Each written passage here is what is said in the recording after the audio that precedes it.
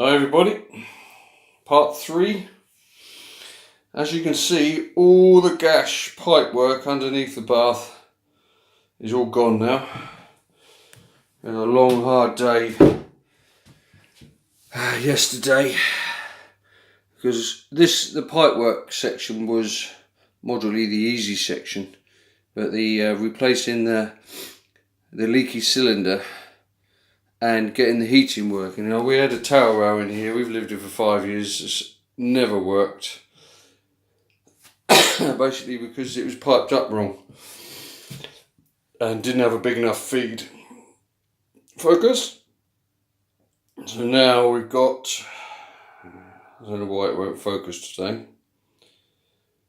I won't move it. Right, we've got new feeds coming into the new radiator. He's put new feeds through to the radiator in the front room with a new radiator and dropped 2 tails down there for a radiator in the downstairs shower room. That's the 2 feeds for the hand basin with isolators. Now, you should always fit isolators for the future, for when you want to change the taps, like now fitting taps. You know, our toilet that was in here was leaking down the pan. We never had an isolator on it. I couldn't fix it without turning the bloody water off and flooding the place. So what have we got? We've got, that's the 2 feeds for the bath. He's used speed fit to run round for the basin, which is a press fit. That's the waste pipe for the toilet, and behind there is the feed. We've got the basin waste running there. Got to put some noggins under that to level it up, and some noggins under here to support the pipe work. The extractor's in. Now that's a humidity sensing extractor, and it still runs. If you go in there and turn the light on, it runs, and you get from 20 seconds to 20 minutes run time. You can set it to what you want, and you have to set the humidity. Now that's a bit tricky. I set it up, we put it in earlier on and it was running all the time. So we turned the humidity sensor the wrong way. So we turned it around till it went off. Now my son's just been in there in the shower, it didn't come on, so I just had to turn it up a little bit. And it's just gone off. I've got that running at 10 minutes at the moment, see what it goes like. The only trouble we have is we get a really bad southwesterly wind here, and it's blowing in nearly as hard as it's trying to push it out. So, you know, they work when we've got no wind. Anyway, so jobs left to do. I think the plumber's forgotten about the strut boss that we want to put on there for the bath waste to go straight in. So I've got to phone him about that. He's so busy he's hard to get hold of, because this week my task, now all this is done, I'm gonna do the chipboard flooring right through. Let me go and stand over here. See if it will stabilise. Yeah, chipboard flooring right through. And then I'm gonna put my studwork wall up, box in this side of the stink pipe to my stud work, and then when I put the aqua board across there, now this aqua board is a cement fibre board, so it makes this wall totally waterproof. And although the bath says it's 800, he assures me it'll be a little bit less. So you need to put, you would think that you naturally, because this is the shower end, you'd put this end hard up against the wall and pack it out at the sloping end where you lay in the bath. But he said no, always do it the other way, because that is the end that always leaks. Now if you look at, I think we had a bath in this way before we moved in, and then there was a bath that way, and you can see that's where it leaks, is at the slopey shoulder end. You think it's going to leak at the shower end, but it's when you slide up the bath and all that water goes up at the back, eventually it all starts leaking through. So this is where he says you need to, the bath goes hard up against that end, but the studwork wall going down there must be square off of this wall.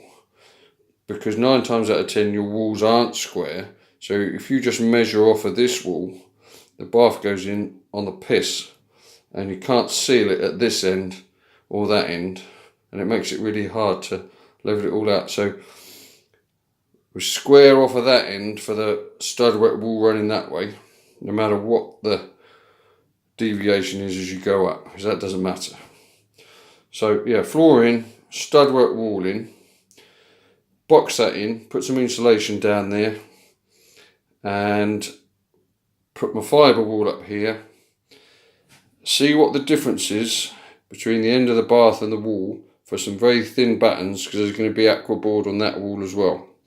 And we'll tile out to the edge of the aqua board. So there should be quite a bit of progress in a couple of days this week. And then once that's all done, the plumber will come back, set the bath up, and decide how he's going to fit these tails into the wall depending on the gap we've got. So there's no point chiseling all that out. If we've got, I know we've got 25mm, but more like 35mm, you might be able to run those. Only got to take the first layer of plaster off, and then stick 2 tails out of there for the mixer tap, and we tile it up, and then fix the mixers on the tails. So we're making a bit of progress. I'll go and see if I can show you see if the light comes on, if it's light enough for the camera. Not very good light in here. I don't think you'll see that very well. My torch bulb's gone in my torch. I'm going to put a light on this.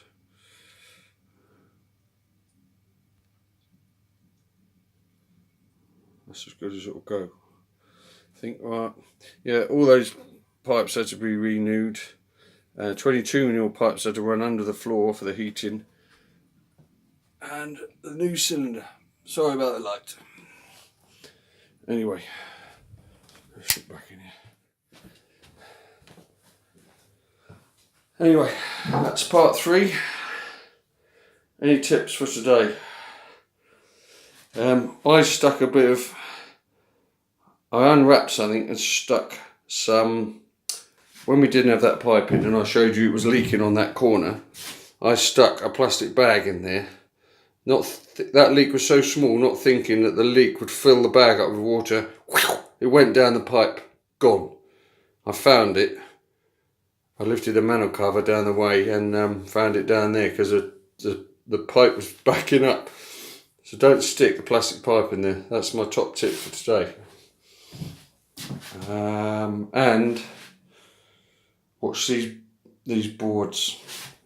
I don't know if you can see this one here. Can you hear that moving? I'm going to wedge all of these. I spoke about them being so loose.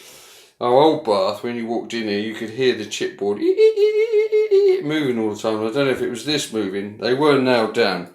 Because when you put chipboard down, you'll find if you remove a piece of chipboard in your house, it's always nailed down. But you'll find if the joist moves, it dries out. That squeaking noise is the chipboard moving up and down on the nail.